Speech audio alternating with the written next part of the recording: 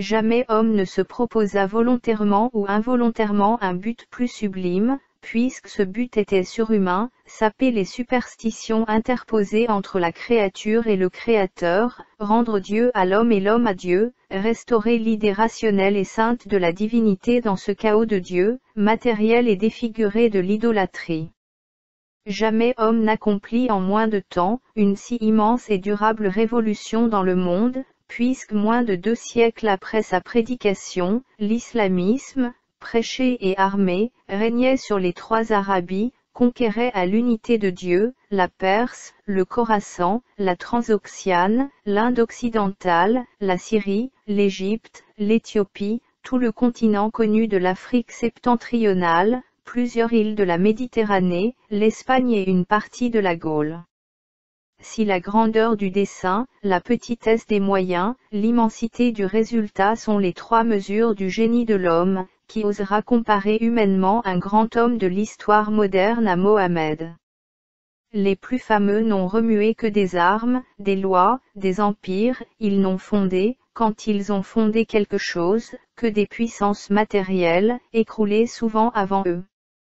Celui-là a remué des armées, des législations, des empires, des peuples, des dynasties, des millions d'hommes sur un tiers du globe habité, mais il a remué, de plus, des idées, des croyances, des âmes.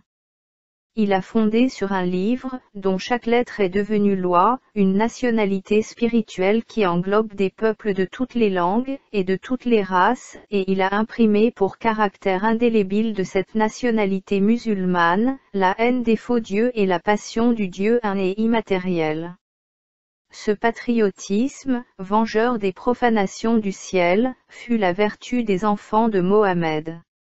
L'idée de l'unité de Dieu, proclamée dans la lassitude des théogonies fabuleuses, avait elle-même une telle vertu, qu'en faisant explosion sur ses lèvres, elle incendia tous les vieux temples des idoles, et alluma de ses lueurs un tiers du monde.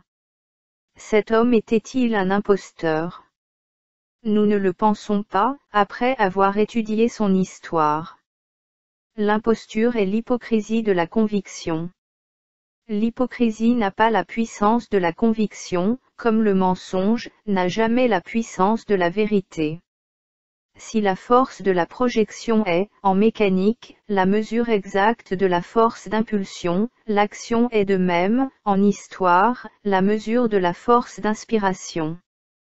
Une pensée qui porte si haut, si loin et si longtemps est une pensée forte. Pour être forte, il faut qu'elle ait été bien sincère et bien convaincue.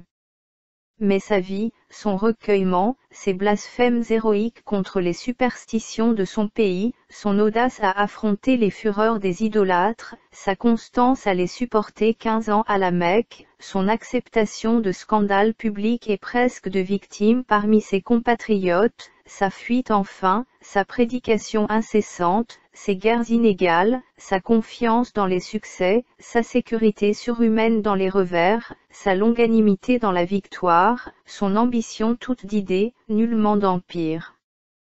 Sa prière sans fin, sa conversation mystique avec Dieu, sa mort et son triomphe après le tombeau, plus qu'une imposture, une conviction. Ce fut cette conviction, qui lui donna la puissance de restaurer un dogme.